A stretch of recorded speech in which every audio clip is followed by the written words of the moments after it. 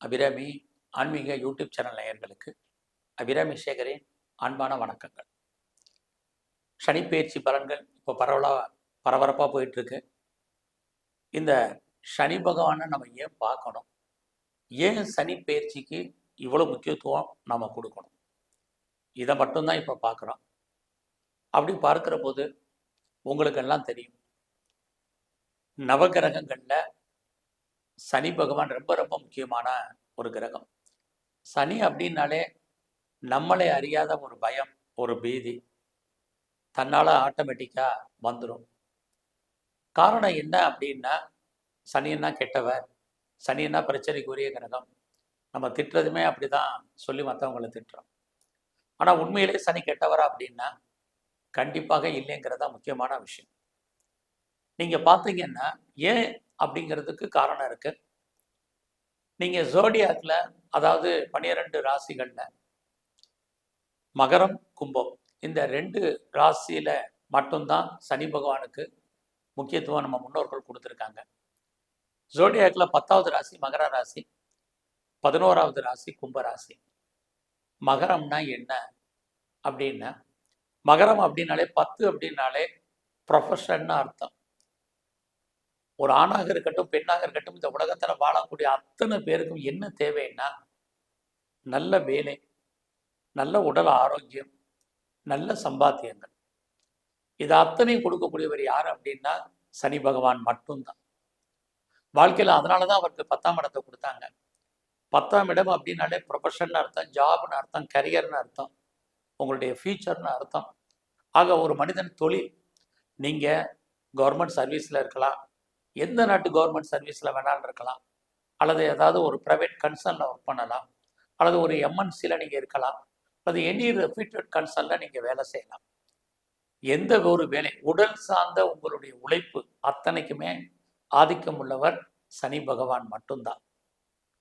அதனால தான் அவருக்கு அவ்வளவு நம்ம முக்கியத்துவம் கொடுக்கறதுக்கு காரணம். சனி பகவான் அது மட்டுமல்ல, வாழ்க்கையில் நம்மளுக்கு ஏற்படக்கூடிய அத்தனை ஆசைகளையும் பூர்த்தி பண்ணக்கூடியவர் யார் அப்படின்னா அது சனி பகவான் மட்டும்தான், வேற யாருமே கிடையாது. ஏன்னா அவருக்கு தான் ஜோடியாக்கில் 11வது ராசி கும்பராசியை கொடுத்துருக்காங்க. ஆக கும்பம் அப்படின்னாலே நம்ம வாழ்க்கையில் நம்முடைய விருப்பம், எண்ணம், ஆசை, அபிலாசை அத்தனையும் பூர்த்தி பண்ணக்கூடியவர் யாருன்னா சனி பகவான் மட்டும்தான். அப்பேற்பட்ட சனி பகவானை தான் நம்ம பார்த்து எல்லோருமே பயப்படுறோம். கண்டிப்பாக அவரை பார்த்து நம்ம பயப்படணுங்கிற அவசியம் இல்லை. அவருடைய அனுகிரகம் இல்லாமல் இந்த உலகத்தில் யாரும் எந்த ஒரு விஷயத்தையும் நடத்த முடியாது அப்படிங்கிறது தான் யதார்த்தமான உண்மை. நான் செஞ்சுட்டேன்னு யாரெல்லாம் சொல்கிறாங்களோ கண்டிப்பாக முடியாது. அங்கே சனி பகவானுடைய அனுகிரகம் இல்லாமல் அணு கூட அசையாது. இதுதான் யதார்த்தம். ஏன் சனி பகவானுக்கு மட்டும் இவ்வளவு இம்பார்ட்டன்ஸ் கொடுக்கறதுக்கு காரணம், நவகிரகங்களில் 9ல் சனி பகவானுக்கு மட்டும்தான் ஒரு ராசியிலேருந்து இன்னொரு ராசிக்கு அவர் பயிற்சி ஆகிறது சுமார் 2.5 ஆண்டுகள். சனி பகவானுடைய வானசாஸ்திர பிரகாரம் 12 ராசி அவர் கணக்கு எடுத்துக்கக்கூடிய ஆண்டுகள் 29.5 ஆண்டுகள். நடைமுறையில் 30 வருஷம் அப்படின்னு சொல்லுவாங்க. பட் வானியல் சாஸ்திர பிரகாரம் 29.5 ஆண்டுகள். ஒரு ராசி அவர் உத்தேசமாக 2.5 வருஷத்துக்கு கிடக்கிறார். ஆக நம்ம சனி பகவானை பொறுத்த வரைக்கும் ஏன் நம்ம இவ்வளவு இம்பார்ட்டன்ஸ் கொடுக்கறதுக்கு காரணம், இந்த ஒரு மனிதனுடைய வாழ்க்கையில 29.5 ஆண்டுகள்ல அவருடைய போர்ட்போலியோவே, அவருடைய முக்கியத்துவமே ஒரு தனி மனிதனை மிகப்பெரிய அளவில் ஆளுமை பண்ணுவார். ஏன்னா எல்லா கிரகங்களுக்கும் நன்மை தீமைகள் இருந்தாலும் சனி பகவானுக்கும் நன்மையும் தீமையும் செய்யக்கூடிய ஆற்றல் உண்டு. ஆனாலும் கூட இவர் ஒரு மனிதன் எந்த ராசியில பிறந்திருக்காரோ அந்த ராசிக்கு முன் பின் இருக்கக்கூடிய இடங்கள் எல்லாம் கோச்சாரத்துல சனி வரும்போது 7.5 ஆண்டுகள் அவர் கையில் எடுத்துக்கிறார். அதனாலதான் ஒரு மனிதனுக்கு 7.5 சனி நடக்கும்னு சொல்றோம். அதுக்கப்புறம் அவர் 8ஆம் இடத்துக்கு போகும்போது ஒரு 2.5 ஆண்டுகள் எடுத்துக்கிடுவார். ஆக அவர் 4ஆம் இடத்துக்கு போகும்போது 2.5 ஆண்டுகள், 7ஆம் இடத்துக்கு போகும்போதும் இப்படி ஒரு மனிதனுடைய வாழ்க்கையில சனி பகவான் கிட்டத்தட்ட ஒரு 29.5 ஆண்டுகள்ல அவரே கிட்டத்தட்ட ஒரு 12.5 வருஷத்தை அவர் எடுத்துக்கிடுவார். கிட்டத்தட்ட அவர் 4ஆம் இடத்துக்கு வரும்போது அர்த்தாஷ்டம சனியாக இருப்பார் ஒரு மனிதனுடைய வாழ்க்கையில. 7ஆம் இடத்துக்கு வரும்போது கண்டச்சனியாக இருப்பார். 8ஆம் இடத்துக்கு வரும்போது அஷ்டம சனியாக இருப்பார். ராசிக்கு முன்பின் வரும்போது 7.5 சனியாக இருப்பார். அப்ப இத்தனை ஆண்டுகள் ஒரு ஆண் பெண் வாழ்க்கையில் அவருடைய போர்ட்போலியோ இருக்கிறதுனால தான் நாமெல்லாம் அவரை கண்டு பயப்படுறதுக்கு காரணம். கண்டிப்பா பயப்படணுங்கிற அவசியம் இல்லை. இந்த சனி பகவானுக்கு மட்டும்தான் நீதி அரசர் அப்படின்னு ஒரு பட்டமே இருக்கு. ஏன்னா அவர் துளாராசியில தான் அவர் உச்சமாகிறார். ஆக ஏன் உச்சமாகிறார் அப்படின்னா, சனி அப்படின்னாலே 10ஆம் இடம் அப்படின்னாலே கர்மான்னு அர்த்தம்.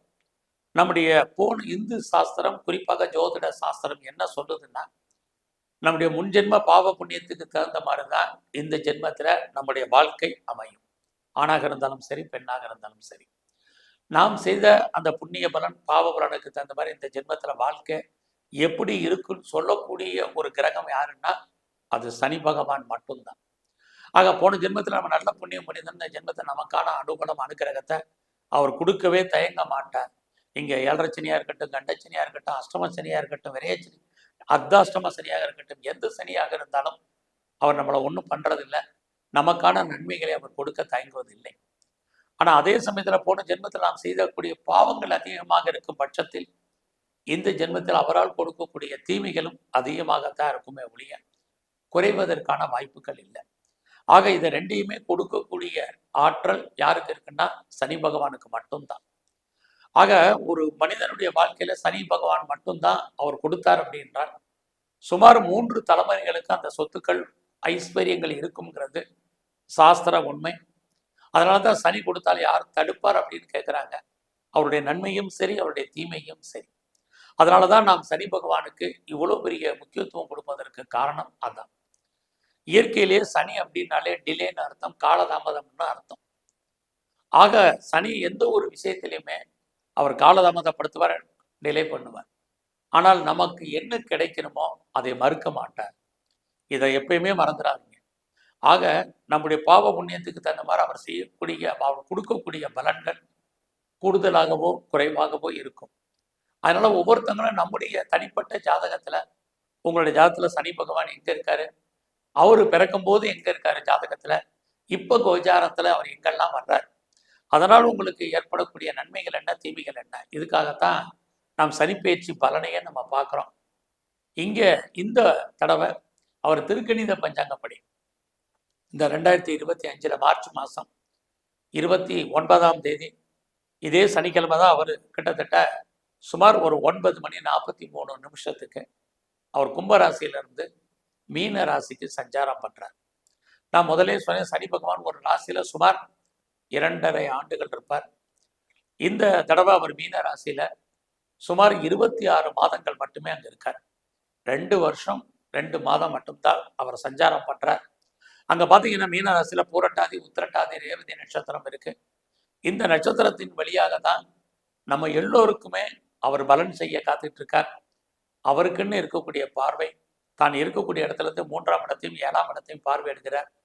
இந்த பார்வையின் பலன், அவர் இருக்கக்கூடிய இடத்தினுடைய பலன், அவர் செல்லக்கூடிய நட்சத்திரத்தின் பலன், இதை வச்சு தான் 12 ராசியில பிறந்த உங்கள் அத்தனை பேருக்கும் எப்படிப்பட்ட பலன்கள் நடக்கும் அப்படிங்கிறத நம்ம பார்க்குறோம். இந்த பலன் நான் இப்போ சனி பகவானுடைய பக்தி மட்டும்தான் சொன்னேன், அவருடைய பலன்களை சொல்லலை. அவருடைய பலன்களை பார்க்கணுன்னா என்னுடைய அபிராமி சேகர் யூடியூப் சேனலில் போய் பாருங்கள். அதில் ரொம்ப விரிவாகவும் விளக்கமாகவும் 12 ராசியில் பிறந்த உங்களுக்கு அவர் என்ன மாதிரியான பலன்களை கொடுக்குற போகிறார் அப்படிங்கிறத சொல்லியிருக்கிறேன். ஆஸ்ட்ரோ சேகர் அப்படிங்கிறதும் என்னுடைய யூடியூப் சேனல் தான்.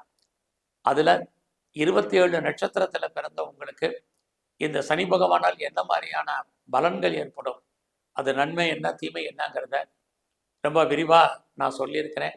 ஆக உங்களுக்கு ராசி பலன் பார்க்கணுன்னா அபிராமி சேகரில் பாருங்கள். நீங்கள் எந்தெந்த நட்சத்திரத்தில் யாரெல்லாம் பிறந்திருக்கீங்களோ நீங்கள் ஆஸ்ட்ரோ சேகரில் வேணும்னா போய் பாருங்கள்.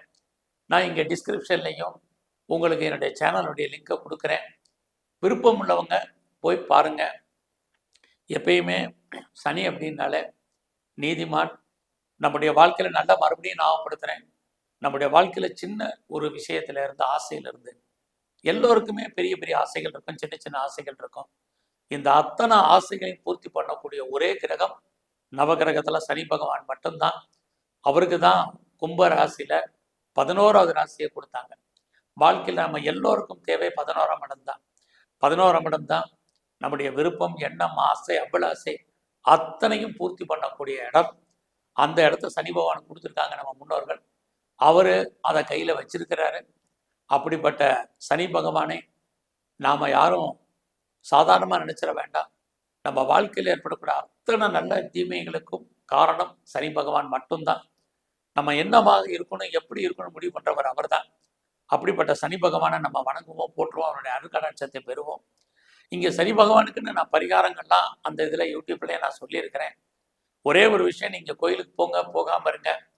உங்களுக்கு சாமி கும்பிடுங்க, சாமி கும்பிடாமல் இருங்க. இந்த சனி பகவானால் எனக்கு என்ன நன்மை கிடைக்கணும் அப்படின்னு யாரெல்லாம் நினைக்கிறீங்களோ, உங்களுக்கு முதல்ல சொல்ல வந்த விஷயம், தாய் தந்தை இருந்தால் அவங்கள வணங்குங்க, அவங்கள மனதார திருப்திப்படுத்துங்க, அவங்கள மகிழ்ச்சியாக வச்சுங்க. ஒன்று. அது இல்லாமல் யாரெல்லாம் நமக்கு மேலே வயதுக்கு மூத்தவர்கள் இருக்காங்களோ அவங்களுக்கு நம்மளால முடிஞ்ச ஒரு உதவியை செய்வோம். எந்த உதவியாக இருந்தாலும் சரி, பண உதவியாக இருக்கட்டும், பொருளாதார உதவி இருக்கும், மற்ற உதவிகளை செய்யுங்க.